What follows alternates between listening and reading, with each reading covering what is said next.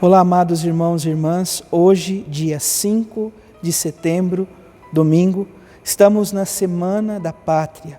Logo mais, vamos estar celebrando o dia 7 de setembro. Peçamos ao Deus da vida, o Deus da ordem, da criação, que possa derramar a sua bênção, graça, que conceda aos nossos governantes o dom da prudência, do entendimento, mas, sobretudo, da graça do bem comum.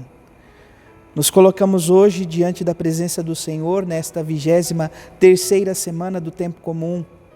Peçamos ao Deus da vida que realize em nós a graça do Efatá. Em nome do Pai, do Filho e do Espírito Santo. Amém. A graça e a paz de nosso Senhor Jesus Cristo, o amor do Pai e a comunhão do Espírito Santo esteja sempre convosco. Bendito seja Deus que nos reuniu no amor de Cristo. O Evangelho de hoje, amados irmãos e irmãs, se encontra em São Marcos, capítulo 7, versículos de 31 a 37. O Senhor esteja convosco, Ele está no meio de nós. Proclamação do Evangelho de Jesus Cristo segundo Marcos. Glória a vós, Senhor. Naquele tempo, Jesus saiu de novo da região de Tiro, passou por Sidônia e continuou até o mar da Galileia, atravessando a região da Decápole.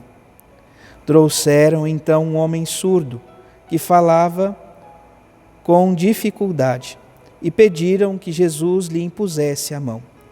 Jesus afastou-se com o homem para fora da multidão. Em seguida, colocou o dedo nos ouvidos, cuspiu e com a saliva tocou a língua dele. Olhando para o céu, suspirou e disse: Efatá, que quer dizer, abra-te. Imediatamente seus ouvidos se abriram, sua língua se soltou e ele começou a falar com dificuldade. Jesus recomendou com insistência que não contassem a ninguém. Mas, quanto mais ele recomendava, mais eles divulgavam. Muito impressionados, diziam: Ele tem feito bem todas as coisas. Aos surdos faz ouvir e aos mudos falar. Palavra da salvação. Glória a vós, Senhor. Amados irmãos e irmãs, nesta 23ª semana, neste domingo, somos convidados a nos centralizar ou perceber o sentido da liturgia, da palavra para este fim de semana. Nós poderíamos dizer claramente que a leitura de Santiago, a segunda leitura para a liturgia deste domingo, dita para nós o sentido de todo o ministério de Jesus Cristo e a ação de Deus no mundo.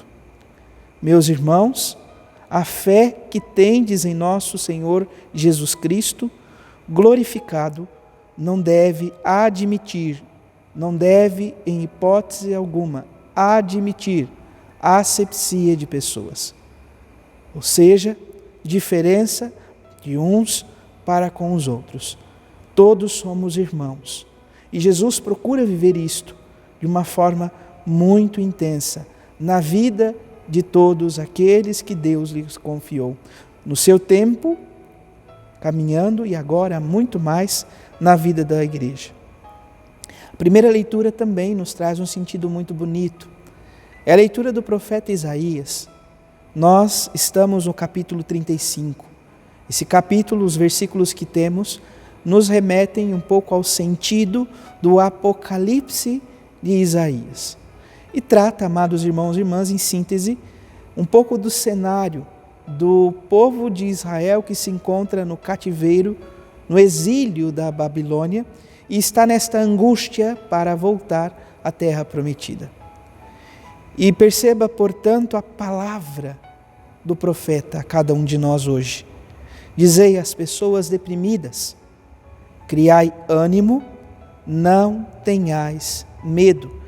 Vede, é vosso Deus, e a vingança vem, é a recompensa de Deus. Ele vem para nos salvar. Este Deus que vem incansavelmente, que vai ao encontro de todos incansavelmente. E o que marca esta presença de Deus, segundo o profeta Isaías? Os sinais. Os mudos falam, os cegos veem, os surdos ouvem, os coxos saltam. Ou seja, estes são os sinais da graça do reino dos céus no tempo presente, no tempo e na história do povo de Deus. O término do Evangelho, amados irmãos e irmãs, diz assim: muitos impressionados falam isso acerca de Jesus. Ele tem feito bem todas as coisas. Os surdos faz ouvir e aos mudos falar. Então está em profunda sintonia com a primeira leitura, amados irmãos e irmãs. E, portanto, nós percebemos que o Evangelho de hoje nos fala desta cura. Jesus que cura este surdo e que, por consequência da surdez, não consegue falar direito. O que antecede também é de suma importância. Jesus, como ouvíamos na primeira leitura, Deus incansavelmente vai ao encontro do seu povo.